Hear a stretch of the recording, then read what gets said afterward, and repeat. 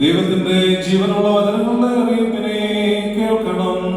നിങ്ങൾക്കെല്ലാവർക്കും സമാധാനമുണ്ടായിരിക്കട്ടെ.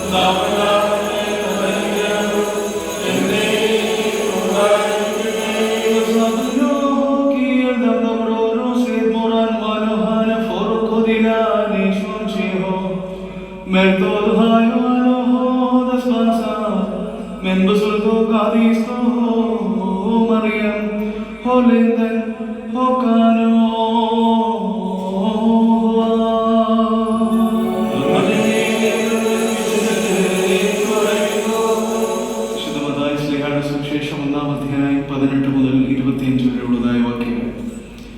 യേശുമിശിഹായുടെ ജനനം ഇപ്രകാരമായിരുന്നു.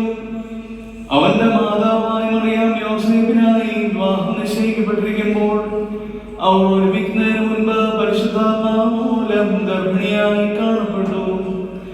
അവളുടെ ഭർത്താവായ യോസേഫ് നീതിമാനായിരുന്നതുകൊണ്ട് അവളെ പരിഹാസപാത്രമാക്കുവാൻ അവൻ ഇഷ്ടപ്പെട്ടില്ല.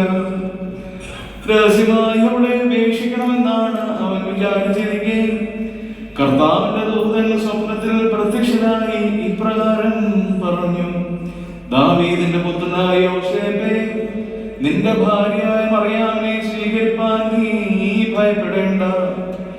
എന്തെന്നാൽ അവളിൽ ജനിച്ചിരിക്കുന്ന പ്രജ പരിശുദ്ധാത്മാവിൽ നിന്നുള്ളതാണ്. അവൾ ഒരു പുത്രനെ പ്രസവിക്കും. അവൻ സ്വന്തം ജനങ്ങളെ അവരുടെ പാപങ്ങളിൽ നിന്ന് രക്ഷിക്കുമെന്നതിനാൽ നീ അവന് യേശു എന്ന് പേരിടണം. ഇതാ, കന്യക ഗർഭം ധരിച്ച് പുത്രനെ പ്രസവിക്കും. ദൈവം നമ്മോടുകൂടെ എന്നർത്ഥമുള്ള ഇമ്മാനുവേൽ എന്ന് അവനെ പേര് വിളിക്കപ്പെടുമെന്ന് ദീർഘദർശി മുഖാന്തരം കർത്താവ് പറഞ്ഞത് നിറവേറുവാൻ ഇവയെല്ലാം സംഭവിച്ചു. യോസേഫ് ഉറക്കത്തിൽ നിന്നുണർന്ന് കർത്താവിന്റെ ദൂതൻ കൽപ്പിച്ചതനുസരിച്ച് തന്റെ ഭാര്യയെ സ്വീകരിച്ചു.